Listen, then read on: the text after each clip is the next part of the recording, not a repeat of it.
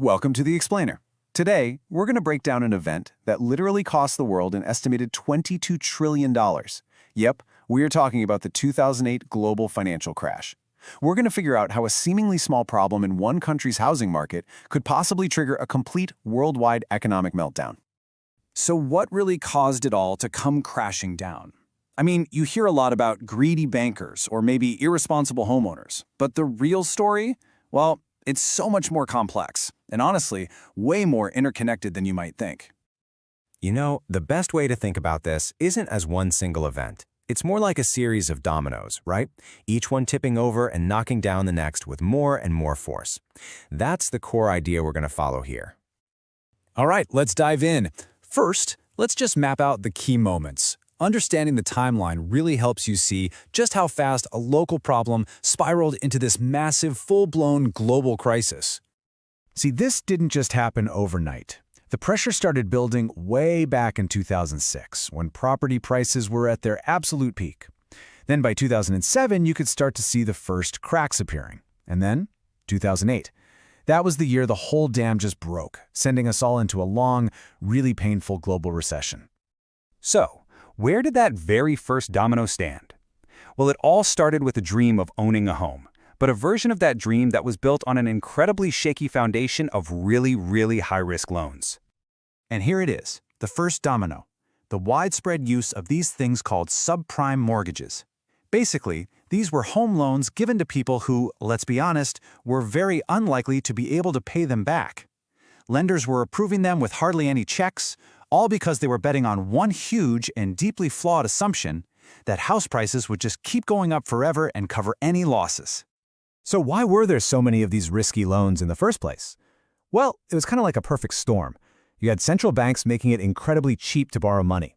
This just fueled a frenzy, not of people buying homes to actually live in, but of speculative investors using all this cheap debt to buy up multiple properties, betting that prices would just never stop rising. Okay, now here's the crucial point. The American banks didn't just hold on to all this massive risk themselves. Oh no, they found a very clever and, as it turns out, catastrophic way to package it all up and sell it to the entire world. And they did it through a process called securitization. Now, it sounds super complicated, but just think of it like this. You take thousands of really risky individual loans, you chop them up, mix them all together in a big pot, and then sell them off as a brand new, supposedly safer investment. This was the engine that basically spread the financial virus across the globe. It was like a financial assembly line. Risky loans went in one end, and out the other came these incredibly complex products. And these things were then sold to pension funds, to other banks, to insurance companies all over the world, from London to Tokyo, who are all just desperate for a higher return on their money. And here is maybe the biggest failure in the entire story. The official referees of the financial world, the credit rating agencies, gave these toxic assets their highest seal of approval, a AAA rating. They basically told everyone these things were as safe as government bonds. It's just unbelievable. So with all this risk now secretly hidden in financial systems all around the planet, the entire structure was just incredibly fragile. All it needed was one little push, one trigger for the whole chain reaction to ignite. And here was that trigger. So many of these subprime loans had a hidden trap, an adjustable rate. Homeowners were lured in with this super low teaser rate for the first couple of years, but then their rate would reset and suddenly jump, causing their monthly payments to just skyrocket. This payment shock was absolutely devastating. We're talking millions of families who suddenly couldn't afford their homes anymore. They defaulted on their loans, and this massive wave of foreclosures started sweeping the country. And that is the moment when the value of all those complex financial products we just talked about began to completely plummet. This was the moment the entire world just held its breath. When a massive 158-year-old investment bank failed, it sent a terrifying message. Nobody was safe.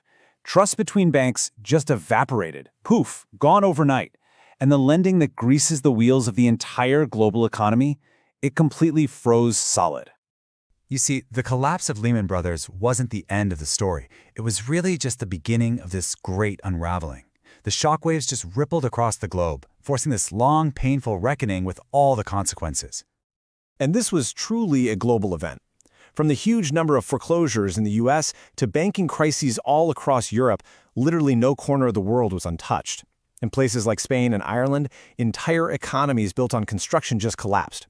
And over in the Middle East and Asia, it caused what they call liquidity shortages, which is basically just a massive cash crunch where the money needed for everyday business just vanished. So in the aftermath, regulators were scrambling. They rushed to put new rules in place, tightening up lending standards, forcing banks to keep bigger safety cushions of cash, and trying to shine a much brighter light on the kinds of complicated financial inventions that brought the system to its knees in the first place. You know, if there's one timeless lesson to take away from this whole saga, it's this. It is just a stark, powerful reminder that speculation and hype and this belief that prices will rise forever, it's no substitute for real, actual, sustainable value. So the reforms definitely helped. They created a more resilient system, for sure. But the fundamental forces of speculation and debt, they still exist. The 2008 crash remains this incredibly powerful, humbling reminder that economic cycles are just inevitable. And that leaves all of us with a pretty crucial question. Have we truly learned the lessons, or are we just waiting for the next set of dominoes to be lined up?